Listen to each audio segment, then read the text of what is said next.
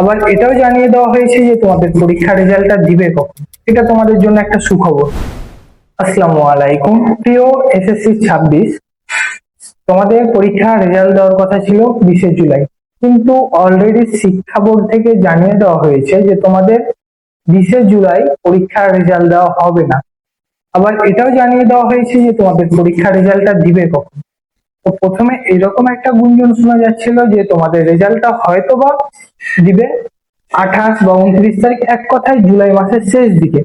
কিন্তু আবার নিশ্চিত করেছে শিক্ষা বোর্ড থেকে যে তোমাদের রেজাল্টটা 20শে জুলাইয়ের 5 দিন পর, অর্থাৎ 25 তারিখ, 25শে জুলাই তোমাদের রেজাল্ট দেওয়া হবে। এটা তোমাদের জন্য একটা সুখবর। কেন সুখবর? কারণ তোমাদের পরীক্ষার রেজাল্টটা যত তাড়াতাড়ি দিবে তত তাড়াতাড়ি তোমাদের কলেজের যে ভর্তি প্রক্রিয়া সেটা শুরু হবে। এটা নিয়ে আমি একটা বিস্তারিত ভিডিও করব অবশ্যই, কিন্তু এরপর এটা নিয়ে তোমাদের একটা বিস্তারিত ভিডিও দিব আমি ইনশাআল্লাহ।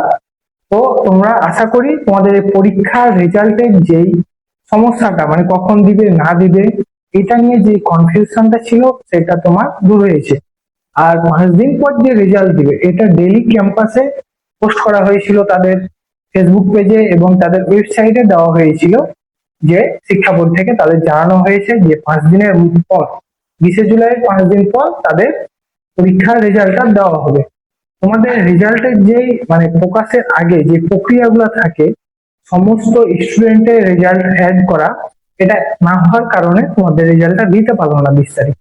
কিন্তু আশা রাখা যায় শিক্ষা বোর্ডের উপর যে অবশ্যই তোমাদের 25 তারিখের মধ্যে রেজাল্ট দিয়ে দিবে। ভিডিওটা বুঝতে পেরেছো এবং আশা করি তোমার এটাও ক্লিয়ার হয়েছে যে রেজাল্টটা কখন দিবে তোমাদের। আর রেজাল্ট যাই হোক না কেন, এটা নিয়ে কখনোই হতাশ হবে না, কখনোই টেনশন করবে না, কখনোই অনুৎসাহিত হবে না পড়ালেখার প্রতি। তুমি চালিয়ে যাও। আচ্ছা ঠিক আছে, আজকে এ পর্যন্তই। ধন্যবাদ সবাইকে।